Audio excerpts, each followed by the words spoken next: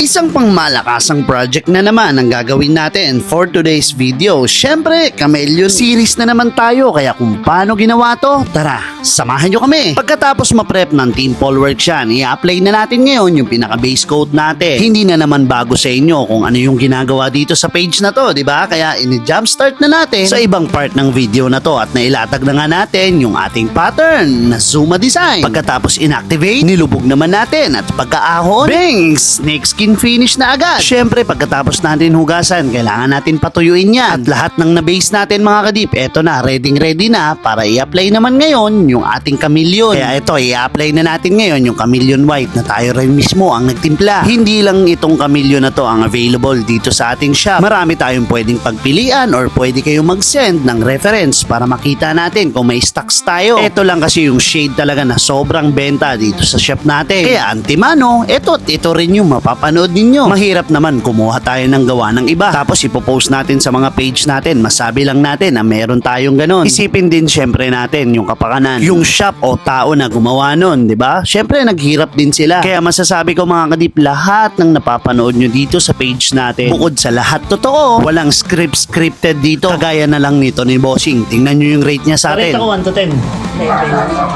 9? Si unang pagkakataon may nag-rate ng 9 sa atin. So ibig sabihin may improve pa talaga sa mga trabahong kaya natin gawin. Mababa o mataas yung rate natin, ipopost natin yan dahil kasama yan sa growth ng shop natin. Kaya aabangan natin sa mga next video kung bakit 9 lang yung rate sa atin ni Bossing. Pero bago yan, tapusin muna natin tong video natin na to. So ayan, what's up mga kadip, i-release na natin ngayon yung project natin na Yamaha NMAX at dito na sila Bossing. Ayan sila Bossing.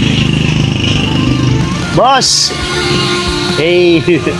Ni Bossing, nakabalot pa yan dyan. Although nasa loob na. Ni-aircon pa para di lamukin. Ano sa tingin mo? Maganda kaya? Di ko pa nakikita, boss, kung anong kalalabasan. Pero ano hula mo? Hula mo lang. Hula ko panalo. Panalo? Oo, boss, panalo. Hula pa lang yun. Si Bossing.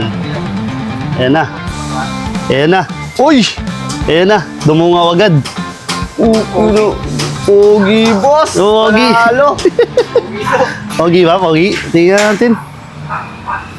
Pogi ba? Eh, pogi nga. O, di ba? Pogi. Panalo, boss!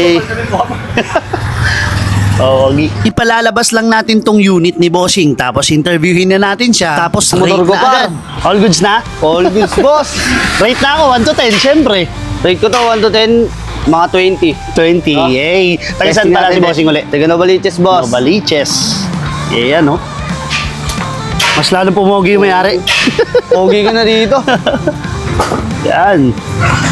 Boss, shoutout. Siyempre, hindi mawawala yan. Shoutout sa Maanong Ulam. Ano ulam? Yan, ulam. Shoutout sa mga Eh. taga sa amin dyan. Polworks lang, panalo. Eh. Boss, salamat.